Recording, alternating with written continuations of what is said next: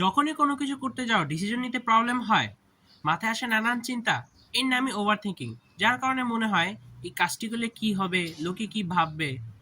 আপনার চিন্তার কারণ নেই। রিসার্চ শো করে 70% মানুষেরই এই একই সমস্যা। ওভার থিঙ্কিং এর কারণ, ওভার থিঙ্কিং এর রয়েছে নানান কারণ। তার মধ্যে প্রধান তিনটি কারণ হলো: কারণ এক, ফিয়ার। আপনার সবসময় ভয় লাগে যে কাজটি করলে কি হতে পারে, লোকে কি বলবে, যার কারণে আপনি কোনো কাজ শুরু করতে পারেন না এবং মনে মনেই নানান চিন্তায় আটকে পড়েন। কারণ দুই, কন্ট্রোল। আপনি সকল কিছুই আপনার নিজের আয়ত্তে আনতে চান, সকল কিছু কন্ট্রোল করতে চান, কিন্তু রিয়েলিটিতে এটা কখনোই সম্ভব নয়। জীবনে সকল কিছু আপনার কন্ট্রোলে আনা সম্ভব নয়। কারণ তিন, পারফেক্ট। আপনি সকল কিছু পারফেক্ট চান, কিন্তু জীবনে কোনো কিছুই 100% পারফেক্ট করা যায় না। আপনাকে পারফেক্ট করার আগেই শুরু করতে হবে, না হলে আপনি কখনোই শুরু করতে পারবেন না এবং ওভার থিঙ্কিংয়েই পড়ে থাকবেন। ওভার থিঙ্কিংয়ের কারণে কি কি হয়? ওভার থিঙ্কিংয়ের কারণে আমাদের নানা ধরনের সমস্যায় পড়তে হয়।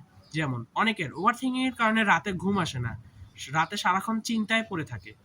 এছাড়া ওভার থিঙ্কিংয়ের কারণে আমরা আমাদের স্বাভাবিক কাজকর্মে লেগে থাকতে পারি না, আমাদের কাজকর্মে অনীহা এসে পড়ে, আমরা কাজকর্মের মধ্যেও নানান চিন্তায় লেগে পড়ি।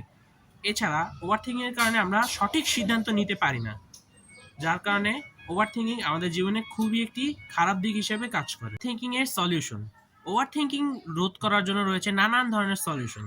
তার মধ্যে থেকে আমি নিয়ে এসেছি সবচেয়ে সহজ এবং সবচেয়ে কার্যকর একটি সলিউশন, যেটি আমি নিজের জীবনে কাজে লাগিয়েছি এবং এটি আসলেই কাজে লাগে।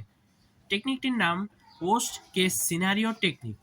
এই টেকনিকে আপনি নিজেকে 3টি কোশ্চেন করুন। কোশ্চেন 1, এই কাজটি করলে সবচেয়ে খারাপ কি হতে পারে। কোশ্চেন 2, এই কাজটি কি আপনি হ্যান্ডেল করতে পারবেন।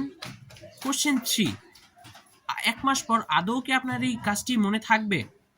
উদাহরণ হিসেবে বলা যায়, আপনি নতুন কারোর সাথে কথা বলতে চান। উদাহরণ ধরতে পারেন আপনি অফিসে কিংবা স্কুলে আছেন এবং নতুন কারোর সাথে কথা বলবেন। তখন কোশ্চেন 1, যখন আপনি কথা বলবেন এতে সবচেয়ে খারাপ কি হতে পারে। আপনাকে অকওয়ার্ড ফিল হবে কিংবা আপনাকে ইগনোর করবে। দ্বিতীয়ত, এটি কি আপনি হ্যান্ডেল করতে পারবেন? অবশ্যই, একটু ইগনোর করলে কিংবা অকওয়ার্ড ফিল হলে আপনার এতে কিছু হবে না। তৃতীয়ত, 1 মাস পর কি আদৌ আপনার এটি মনে থাকবে? অবশ্যই না। 1 মাস পর আপনার এই একটি ছোটখাটো কথা মনে থাকবে না এবং এটা আপনার জীবন থেকে চলেই যাবে। তো শুধু ওভার থিঙ্কিং না করে নিজেকে 3টি কোশ্চেন করুন, এতে আপনার ব্রেন ঠান্ডা হয়ে যাবে এবং লজিক্যাল সিদ্ধান্ত নেবে। আজকেই ট্রিকটি কাজে লাগান, উপকার পেলে কমেন্টে জানাবেন এবং নতুন নতুন এমন ট্রিক্স এবং টিপস পাওয়ার জন্য চ্যানেলটি সাবস্ক্রাইব করে ফেলুন।